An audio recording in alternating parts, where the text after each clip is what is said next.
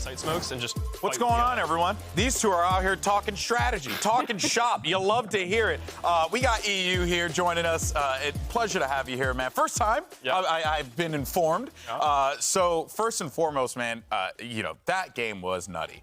But the stakes and everything that was up for grabs there. No Bang said earlier that you guys don't really try to focus on that as a team, to worry about the pressure in the moment. But as an individual, right, it has to feel a little nerve-wracking. You're like, oh my God, we got to win this game or else this could be cooked. Yeah, I mean, going into the day, I remember C9 made like the crazy comeback last night, and I remember telling my team in like our group chat, I'm like, yo, tomorrow is the game that means everything. It determines whether we make champs, whether we make playoffs. Like, bring everything you have. I popped melatonin at like 9 p.m. I got 14 hours of sleep. I was ready to come play today. You woke up, had some oatmeal in the morning, a good cup of coffee, you were good to go. Yeah. All right, love to hear it. So your teammates were describing kind of what was happening in your first few games coming back from Shanghai as a slump.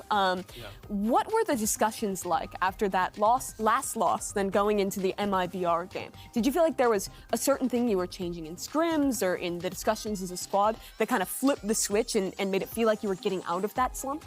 Yeah, I think the big thing with our slump at the time is that it's different than like a lot of other slumps that people would usually find. It's like maybe like your opera is slumping or like your teammates just aren't shooting as well. Sure. Our slump was more so like, it felt like after our foot game, we like 13-3 them or something like that on the international stage. We had so much individual confidence after the win that, you know, people started doing more solo peaks, people started doing more like risky plays. We always have this system on our team kind of where anybody can go for any play if they want, but we always rely on our teamwork and we always like fall back on it. So I think the big thing that kind of caused our slump in the first place and that we kind of came back on was our team play just kind of faltered. So like when we be in these scenarios where they're flooding back of A on bind and we have to have like one big team fight, you know, wait for the dizzy to come up for like 3 seconds, flash, we all peek. We weren't doing that anymore. Yeah. So like they would come out backside, you know, one guy would be holding, he would die, the default guy would just be sitting there, the U-Haul guy would be sitting there. We didn't focus on the team play that kind of got us here in the first place, and we were relying too much on mechanical skill, I'd say. Yeah, the like coordination, microcoms, that kind of stuff, maybe exactly. not being there. Yeah.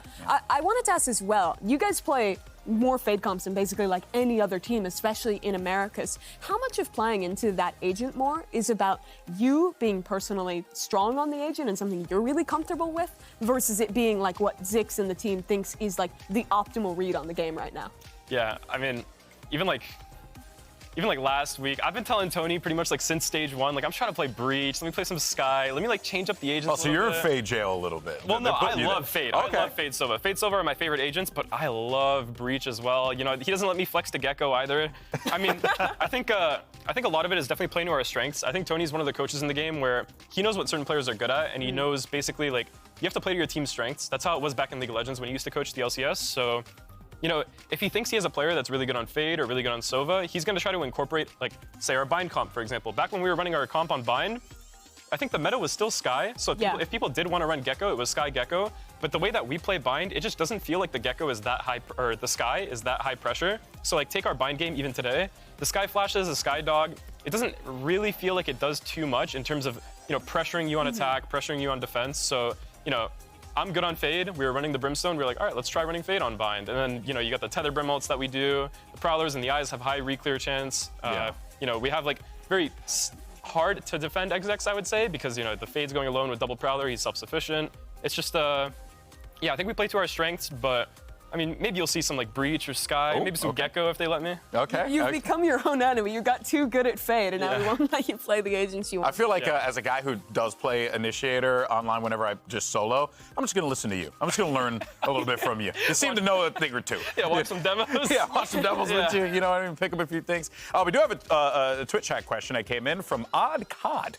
Okay, that's a great name. What are you most afraid of in the upcoming playoffs? Any teams that maybe that you are, you know, not particularly looking forward to playing against, or maybe looking forward to? I mean, I'd say like the biggest thing for us going into playoffs was just to get there. I think for us to qualify to champions, if I forget how it works exactly, but if Sentinels, Lev, and G2 make it into the top 3 of playoffs, then we'll like auto-qualify no matter what. Yeah. But we're also the 4th team that's in playoffs, and I believe playoff is like a 6-team bracket, right? Yeah. It is. So pretty much our only chance of not qualifying for playoffs, I think, is if Cloud9 and Crew both get top 3. Because with any other scenario, we're either qualifying through points or we're going to be top 3. But our goal, honestly, in playoffs is to get first seed. I think the biggest thing Boosty said coming into champs last year was that if you have the first seed, it's like really OP because there's no skipping groups or anything like that, but you don't have to play the first seed of other regions, which is like, crazy good teams. I mean, even Paper X looks like they're back in crazy form. So yeah, we're gonna look to try to get first seed, but we're not really worried about playing like any crazy team or something like that. I mean, So the fear is more having to rely on the champions points to get you guys into. No, I mean, I'm saying like we don't really have too much fear to worry in general because we have like that safety net of champion points. I personally want to play Sentinels. We've never been able to beat them. John's beat me like what 2-3 times now. So like I want to beat John. I want to see if I can like overcome Sentinels. Yeah. That's a team I want to look forward to playing against, but not really like a team we're scared of, no. Hey, I respect that, man. Thank you so much for the question there. And let's go ahead and take a look at the standings here for week 3 of stage 2 as it comes to a close. And there it is. 100 Thieves have locked in their spot in the playoffs. That has to feel good to see that in green, right? Look at the 6th seed. 6th seed? Are you kidding me? Yeah, with the 11 champions points. Yeah, 6th seed. Gotta lock in for playoffs. Right. Yeah, as a matter of fact, I'm kind of curious if Crew, let's say if Crew loses and you guys win, does that change it a little bit? Or I'm not a bracketologist. It could, but it doesn't matter so much unless you get the 1 or 2 and you get to skip the single elim round. If you're in single elim, it just kind of changes who your opponent is. Yeah. So we should know our opponent, right? Are we playing G2? Or? Seeding can still change though, because there's another week of play for a lot of the teams. Oh my God, yeah, There's seeding week. It's seeding week. Let's go. Seeding week. All right, there. Well, we have 3 more days left in stage 2. Let's go ahead and take a look at what you guys are going to be watching next week for seeding week. We're going to turn into a thing, I promise you. So on Friday, you got action starting at 5 p.m. Pacific time, and it is going to be Cloud9 taking on Crew Visa, which should be an exciting matchup. A little bit of a preview heading into playoffs, if you will. Should be an overall exciting game. And of course, for that one, make sure you guys are right here joining us right at VCT Americas. But yeah, I mean, eeiu, I want to thank you so much for your time, man. Absolute journey you've gone through. What have you learned from this process, being a part of 100 Thieves, being in VCT Americas? This is first season, right? Yeah, it is. Yeah, that's right. So how has this experience been for you? Because you've been competing for a long time. Yeah, I mean, Americas has been like pretty generous, honestly. I'm not gonna lie to you. Tier 2 last year was like grueling in the sense of we played a lot of games last year that didn't really mean much, and then we had to go to like pretty much 2 big tournaments, which was our Brazil qualifier on M80, and then we had like the very, very big tournament at the end in Ascension, which we got to the grand finals for. Having like this entire year where we grinded, we took like a max of like 2 days off the entire year, worked so hard, just to not make it at the end of it is like, yeah, that is heartbreaking, and I'm not gonna lie, Americas has been like a blast. A lot of the games are like fun to play. You have a week to prep perma, and like, playoffs make sense and all this stuff. You get champions points, so I mean, I've learned a lot. Fun. Yeah, I learned a lot about like how different teams play and like different systems and stuff like that, and I know how to play against other teams better than some.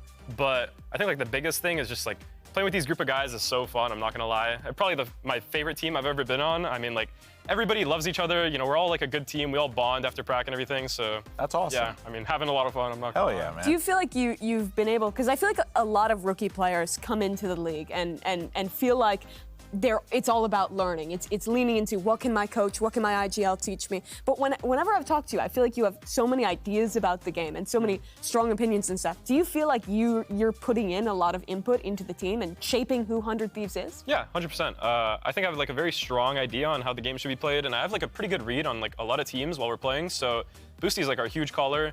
Occasionally I'll call like an adaptation to something, or I'll call a strat that I think really works, or I'll say like what the enemy team's about to do.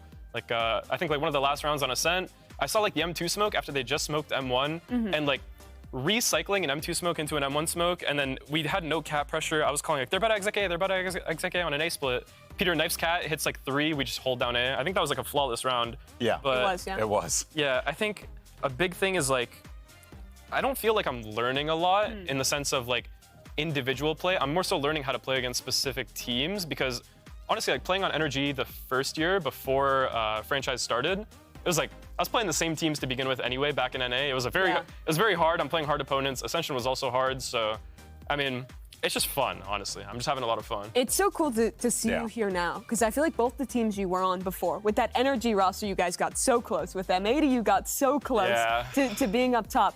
But now you're here, man, and congrats on playoffs. Thank you. Thank you. Stage 1 win, playoffs, I'll take it. Hey, we'll take it, baby. It was an absolute pleasure to speak with you, brother. Thank you so much for your time. Appreciate you. But that's going to do it for us here. Congratulations once again to 100 Thieves locking up that last playoff spot. Thank you once again to eeiu, as well as Mimi, the entire crew, for joining us this week. It has been an absolute pleasure. But don't forget, we got more games coming at you next weekend. Plenty more left to play. We'll catch you then. Take care, folks. Have a great week. Thanks so much. Thank you. Thank you, guys. Appreciate you, bud. Thanks, man. We couldn't have planned the situation better if we tried. One spot up for grabs in the playoffs. This is going to be a clash. The 2023 championship EG roster. The fragments playing against each other. And it's Derek getting revenge against the team that dropped him heading into this year. It's too perfect. Arsenal's able to give as good as he gets, though. Trades it out. 3 for Arsenal on the round, and eeiu cleans it up. No one's stepping up to challenge this, though. George still able to find his first. And in the waterfall we go. Arsenal finds 2, and he almost gets away with it. Doesn't want to come back in as the second player to challenge that! What a correction from Busio! Things they are setting up for this. Banks done briefly, very low shots come through the wall. They were good. Jorg for 2. There's the flash. Jorg had the timing. 4. They're going to go for it. There's the Prowler. It's beautiful. Bang and eeiu deliver. Good for 3. 100 Thieves have not played this map since kickoff. They brought the heat today. What a way to start the series. Guess what map's next? He has to bring it down. Jorg just rips through 100 Thieves. Now with a paint shell. Bang in front of the TP. Emerges from the Viper spin at just the right time. Very much ready to capitalize here. And the rush! It's taken! Can they capitalize? Nature trying to come with the TP. It's Busio! And it'll be Nature. Oh my God! Nature! The EG! Thrifty the Thieves to take us to a 3rd. I mean, that's outlandish from the rookie IGL, his first year in partnership. Resulting in an upset round win. Superman starts it off. 2 from Super. Now eeiu and Bang have to hold it down. Oh, the correction wasn't there. Hey, Molly's come through. Arsenal wants to try and go for it, but it's one after another one. Cryo just has to step out of it. Oh my goodness! They've got to run this in. Busio took the shot through the wall, but here comes Cryo. 100 Thieves revitalized at just the right time to clinch stage 2 playoffs.